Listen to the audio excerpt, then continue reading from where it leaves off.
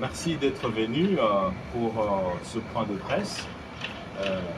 Nous sommes là pour vous informer que l'hôtel des villes de Kinshasa a refusé, par une lettre qui nous a été adressée malheureusement aujourd'hui, la veille du meeting programmé il y a près de 3 semaines, pour nous informer qu'il hôtel de ville qui s'est proposé de nous renvoyer au 24 juin, soit une semaine après, pour des motifs fallacieux qui soutiennent que bon voilà, il y a d'autres organisations qui ont demandé de tenir le meeting ou de tenir une manifestation au même endroit, à la même date et à la même heure.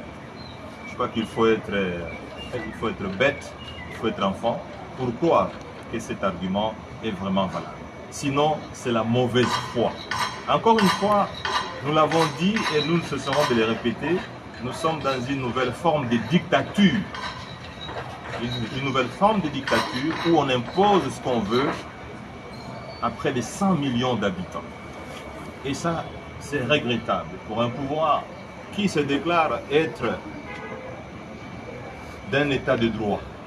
Comment une organisation, on peut même dire 4 partis politiques, demandent près de 3 semaines avant l'organisation d'un meeting et on vient répondre la veille en disant avant vous, c'est-à-dire on suppose 4 semaines avant, il y a une autre organisation qui avait demandé de tenir le meeting ou de tenir une manifestation au même endroit, mais qu'on n'a jamais répondu.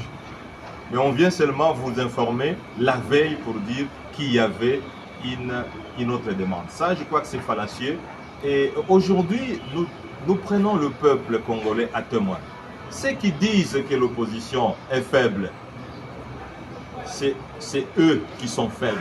Parce qu'en réalité, s'ils n'avaient pas peur, ils n'allaient pas nous interdire de tenir ce meeting. Ce n'était pas une marche, ce n'était pas un sit-in, mais c'était uniquement un meeting pour informer la population que le pouvoir en place n'est plus à mesure de répondre aux préoccupations de la population congolaise.